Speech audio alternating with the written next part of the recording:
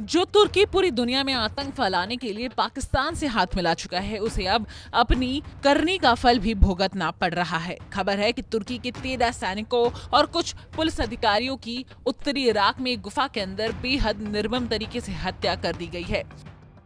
पाकिस्तान के साथ मिलकर कश्मीर में आतंकी गतिविधियां चलाने के मंसूबे पाल रहे तुर्की को इराक में बड़ा झटका लगा है। कुर्दिश छापामार गुट पीकेके ने तुर्की के 13 सैनिकों और पुलिस अधिकारियों की उत्तरी इराक में एक गुफा के अंदर बेहद निर्मम तरीके से हत्या कर दी है।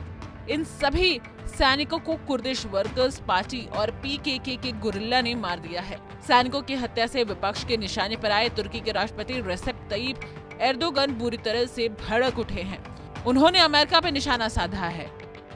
अब रेसेप तय्यिप चाहे अपनी भड़ास निकालने के लिए अमेरिका को लेकर जो भी बोले, लेकिन हाल के दिनों में ग्रीस की मीडिया ने जिस तरह से ये खुलासा किया था कि तुर्की कश्मीर में अपनी आतंकी प्लांट करने की कोशिश करने में लगा है और इसके लिए वो पाकिस्तान की मदद ले रहा है, तो उससे तो यही लगता है कि तुर्की दूसरे देश में अपनी करतूतों को अंजाम देता। उससे पहले इन दुश्मनों ने उसे ट्रेलर दिखा दिया। पीकेके के गुरिल्ला छापामार पिछले 3 दशक से तुर्की की सरकार के साथ संघर्ष कर रहे हैं। इराक की सरकार ने बताया कि तुर्की के सैनिकों ने उत्तरी इराक में एक सैन्य कार्रवाई के दौरान गुफा से मारे गए सैनिकों के शव को बरामद किया है। तुर्की के रक्षा मंत्री ने बताया कि कुर्दिश चरमपंथियों द्वारा अपहरित 13 तुर्क सैनिकों के शव उत्तरी इराक के एक परिसर से बरामद हुए। रक्षा मंत्री हुलूसी अकर ने बताया कि 12 लोगों के सिर में गोली मारी गई है, जबकि एक व्यक्ति के कंधे पर गोली लगने का जख्म है। सभी शव तुर्की की सीमा पर कुर्दिस्तान वर्कर्स पार्टी या पीकेके के खिलाफ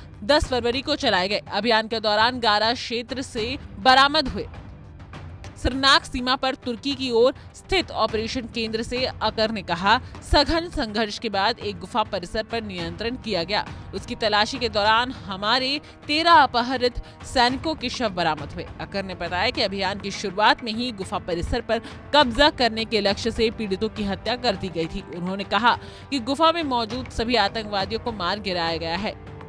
तुर्क सैनिकों की पहचान जाहिर नहीं की गई है। अकर ने बताया कि सुरक्षा कारणों से उनके अपहरण की सूचना पहले सार्वजनिक नहीं की गई थी। पीकेके से जुड़े समाचार एजेंसी फिरात के अनुसार पीकेके ने कहा कि तुर्क सुरक्षा बलों और खुफिया विभाग के लोगों सहित युद्धबंदी तुर्की के हमले में मारे गए हैं। यकीनन ये जैसी करनी वैसी भरनी है और आगे तुर्की इससे सबक नहीं लेता तो इसके परिणाम और भी ज्यादा भयानक होने चाहिए।